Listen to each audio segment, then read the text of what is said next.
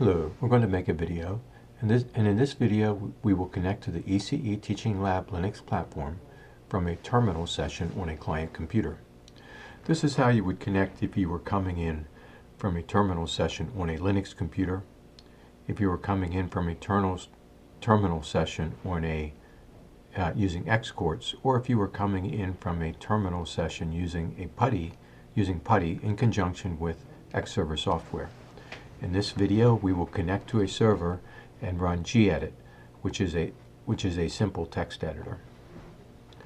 Where possible, where there's a difference between Linux and Mac OS, that will be pointed out. Okay.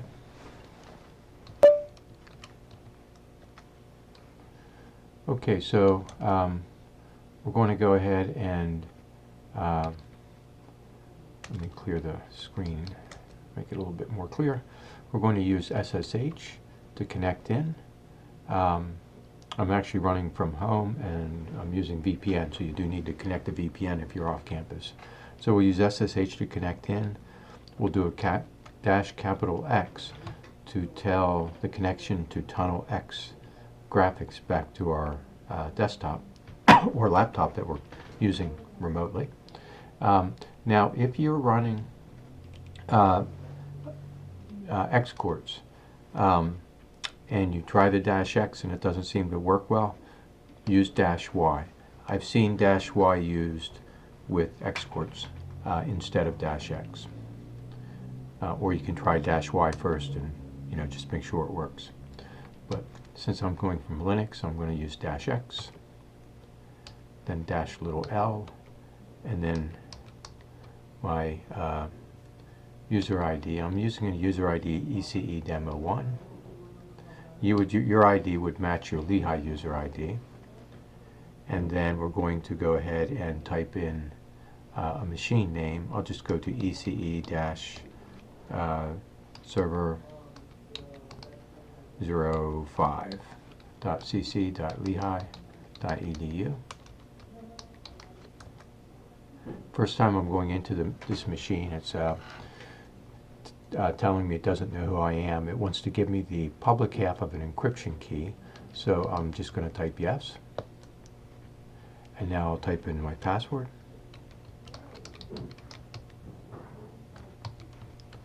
If I type my password incorrectly, we'll be in business. Well,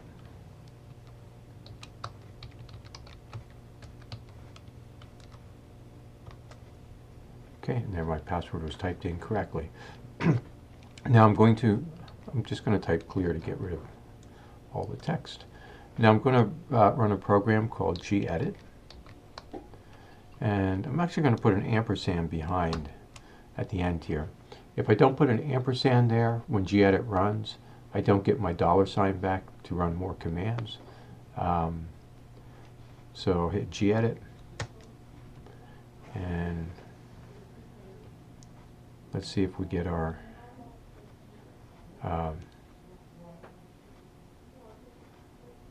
notepad editor. Okay, and there's the notepad editor. That's great.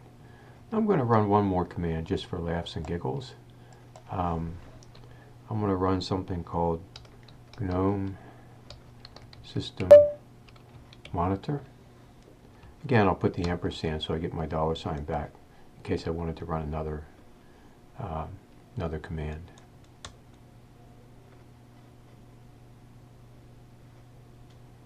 Okay, we'll give it a second here. And there's GNOME System Monitors coming up. And there's GNOME System Monitor. This one's kind of interesting because I can always click on the Resources tab here.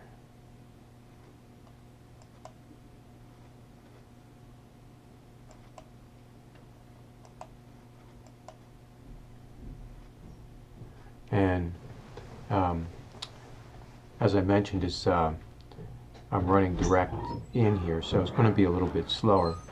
But with the Resources tab, you can see the GPU activity and what's happening with memory, network stuff. So anyways, this does show that the Notepad GUI came back, and this GNOME System Monitor thing came back. So the graphics do work. I'm going to go ahead and close these, close this graphics. Oh, let me try that again for here. I'll just click the X, close the graphics, and then I can exit out.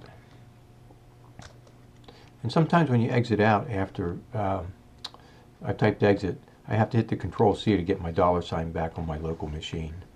Not a big deal. Just remember that every once in a while when you exit out of something running X dropping back, you do have to hit Control-C to get your $. So anyways, that's all there is. I hope this was helpful, and thanks for listening.